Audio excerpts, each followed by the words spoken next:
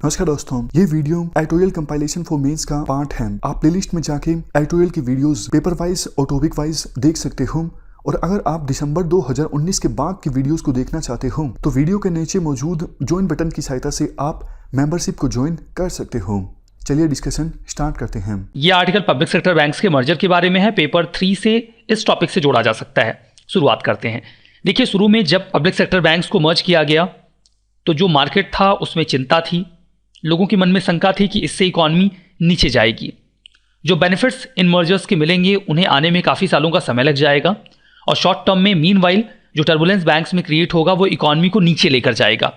इसको लेकर लोग काफ़ी चिंतित रहे जब इन बैंक मर्जर्स को अनाउंस किया गया।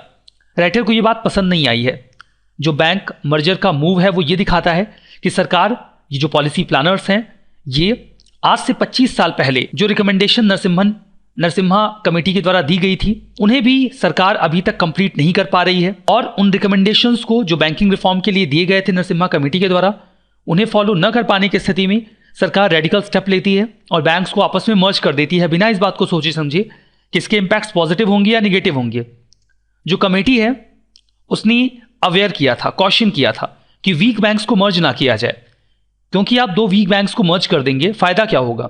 दोनों प्रॉब्लम्स में है और फर्दर जो एक नया बैंक बनेगा वो भी प्रॉब्लम में आ जाएगा।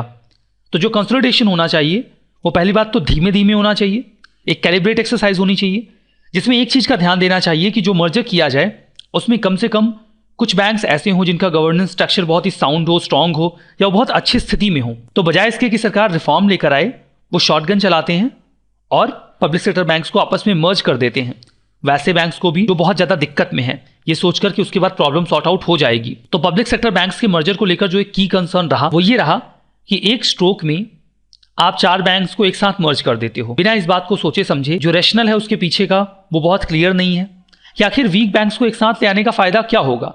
कई सारे बैंक्स ऐसे हैं जो अभी भी रिजर्व बैंक ऑफ इंडिया के प्रॉम्प्ट करेक्टिव एक्शन की लिस्ट में है।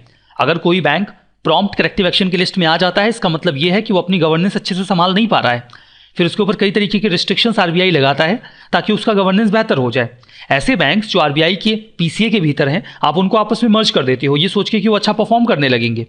फर्दर जो ऐसा मर्जर का अनाउंसमेंट है वो लोगों के मन में कंफ्यूजन ट्रिगर करता है, एंग्जाइटी आ जाती है, स्टाफ भी इनसिक्योर फील करने लगता है कि इससे बिजनेस गिरेगा, उनका क्या होगा, उनकी सैलरी कम होगी, ज़्यादा होगी, उन्हें निकाल तो नहीं दिया जाएगा। ऐसे कई तरीके के कन्फ्यूजन्स लोगों के मन में आने लगते हैं। जब डिकेड ओल्ड ब्रांड डाइल्यूट होता है, आप दो बैंक्स को आपस में मर्ज कर देते हैं, तो लोगों के मन में शंका तो आती है। इसके इधर जो पब्लिक सेक्टर बैंक्स हैं वो कई तरीके के चैलेंजेस अभी भी हैंडल नहीं कर पा रहे हैं। कम्युनिकेशन की प्रॉब्लम अभी भी बनी हुई है। दो बैंक्स को आपस में मर्ज किया जाता है, उनके ऑफिशियल, उनके गवर्नेंस का जो सिस्टम है वो आपस में कम्युनिकेट नहीं कर पाता। देखिए, फिर सरकार आर्गुमेंट देती है कि एसबीआई के 5 विंग्स का मर्जर किया गया कि नहीं किया गया 2017 में, सब बढ़िया से हो गया। ये रिलेवेंट एग्जाम्पल नहीं है। ये रिलेवेंट एग्जाम्पल क्यों नहीं है एसबीआई के 5 विंग्स का आपस में मर्जर? क्योंकि एसबीआई जो है इन 5 विंग्स को कितने सालों से, जो सीनियर लेवल की टीम है वो उसे पहले से ही हैंडल कर रहे थे। ठीक है, अलग अलग लेवल पे वो अलग अलग काम कर रहे थे, लेकिन सीनियर लेवल पे तो उनका जो एडमिनिस्ट्रेशन था वो यूनिफाइड था और फिर वो एक कॉमन टेक्नोलॉजी प्लेटफॉर्म भी इस्तेमाल कर रहे थे। इसीलिए एसबीआई का जो मर्जर था उनकी 5 विंग्स का, आप उसे इन बैंक मर्जर के साथ पैरेलली कंपेयर नहीं कर सकते। एसबीआई ने भी ग्रेजुअल एक्विजिशन को तवज्जो दी ताकि वो धीरे धीरे अपना जो मर्जर है उसे कंप्लीट कर पाए। तो सरकार के लिए ज़रूरी होगा कि वो 6 मेजर्स ये अपनाएं जो आपके सामने ऑन स्क्रीन है, अगर वो चाहते हैं कि ये मर्जर अच्छी तरीके से काम करे। तो सबसे पहले तो सरकार को ये इंश्योर करना होगा कि लीडरशिप वैक्यूम ना रह जाए किसी भी एंकर बैंक में। एंकर बैंक जिसमें किसी बैंक को मर्ज किया जाता है, इसके लिए करना क्या चाहिए? जो सीनियर ऑफिशियल्स हैं उनका एक फिक्स टर्म होना चाहिए, कम से कम 3 साल का टर्म तो ज़रूर होना चाहिए। एक व्यक्ति रिटायर कर जाता है, नया व्यक्ति आता नहीं है। लीडरशिप वैक्यूम अगर इन मर्ज बैंक्स में आया तो प्रॉब्लम बहुत ज़्यादा बढ़ जाएगी। या तो फिर जो ऑफिशियल्स हैं, जो टॉप लीडरशिप है, उसमें 62 ईयर्स आप कम से कम एज रखो कि हाँ कोई भी ऑफिशियल तब तक सर्व करता रहेगा। और कोशिश ये करें कि जो टॉप लीडरशिप है वो बैंक्स के भीतर से ही आए। सरकार का पता नहीं क्या है, वो एक उनके पास कल्चर आ गया है कि वो टॉप लीडरशिप को एक बैंक से, एक पीएसबी से दूसरे पीएसबी में ट्रांसफर करते रहते हैं। आप इसमें से इसमें चले जाइए। इस कल्चर ने फायदा कम और नुकसान ज़्यादा पहुंचाया है। वो उस गवर्नेंस सिस्टम के बारे में, उस बैंक के मैकेनिज्म के बारे में अवेयर ही नहीं होता अच्छे से, और आप उसको वहाँ भेज देते हैं कि जाइए काम करिए। तो प्रॉब्लम होती है। अगर टॉप लीडरशिप उसी बैंक से आए जो प्रमोट होकर जाए एक्सपीरियंस के बेसिस पे, परफॉर्मेंस के बेसिस पे, वो अच्छा काम करेंगे। दूसरी बात, जो प्रोफेशनल्स हैं उनको मार्केट से रिक्रूट किया जाए, जो टेक्नोलॉजी हैंडल कर सकें, ह्यूमन रिसोर्स हैंडल कर सकें, रिस्क मैनेजमेंट कर सकें, और इनको मार्केट पे किया जाए। जैसे बैंक्स वगैरह में कई बार गवर्नमेंट अच्छे से पे नहीं करती, तो ये लोग प्राइवेट सेक्टर में जाना ज़्यादा पसंद करते हैं, तो सरकार उनको मार्केट के बेसिस पे भी करे। तीसरी बात कि जो पब्लिक सेक्टर बैंक्स हैं वहाँ पर जो फ्रंट लाइन स्टाफ है उसकी ट्रेनिंग में कमी नहीं आनी चाहिए, उनकी रिक्रूटमेंट में कमी नहीं आनी चाहिए।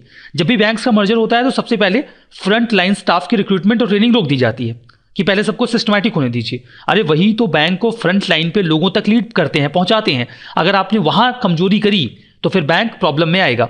तो फ्रंट लाइन स्टाफ की ट्रेनिंग और रिक्रूटमेंट, यहां पर कोई कमी नहीं आनी चाहिए। चौथी बात कि सरकार को चाहिए कि वो एक्टिवली जो बैंक क्रेडिट है नियर टर्म में उसके एक्सपेंशन के लिए काम करें, स्टेप्स डिसाइड करें कि कैसे कैसे बैंक के क्रेडिट को इनहेंस किया जाएगा। क्योंकि जब भी मर्जर्स होती हैं तो ये प्रॉब्लम पहले आती है, जो बैंक का क्रेडिट सिस्टम है स्क्वीज करने लगता है, सिकुड़ने लगता है। पांचवी बात, सरकार को चाहिए कि जो ओनरशिप का टेंगल है, पीएसबीज जो इंश्योरेंस के फील्ड में है, एसेट मैनेजमेंट के फील्ड में है और वेंचर्स के फील्ड में है, उनमें तो किसके पास कौन सा हिस्सा जाएगा, कौन कैसे हैंडल करेगा चीज़ों को, सरकार पूरा जो मैकेनिज्म है उसको अच्छी तरीके से रिजॉल्व कर ले, बहुत ज़रूरी है। आखिरी बात कि सरकार को जो कुछ वीक पीएसबीज हैं उनको बजाय इसके कि वो बैंक्स में मर्ज कर दिए जाएं, उन्हें रीजनल बैंक्स में कन्वर्ट किया जाना चाहिए। जैसे पंजाब एंड सिंध बैंक है, उसका रीजनल जो स्प्रेड है वो काफ़ी अच्छा है, वो बहुत ही प्रोमिनेंट रीजनल बैंक के रूप में वर्क कर सकता है। तो वीक बैंक्स को मर्ज करके उन्हें प्रॉब्लम में डालने से अच्छा है कि आप उन्हें रीजनल बैंक्स में कन्वर्ट कर दें, जहां पर वो एग्रीकल्चर की फील्ड में, रूरल एरियाज़ को एम्पावर करने की फील्ड में और फाइनेंशियल इंक्लूजन की फील्ड में अच्छा परफॉर्म कर सकते हैं। तो ये 6 मेजर्स सरकार को लेने चाहिए। इस डिस्कशन में फिलहाल इतना ही है। Thank you very much for discussion.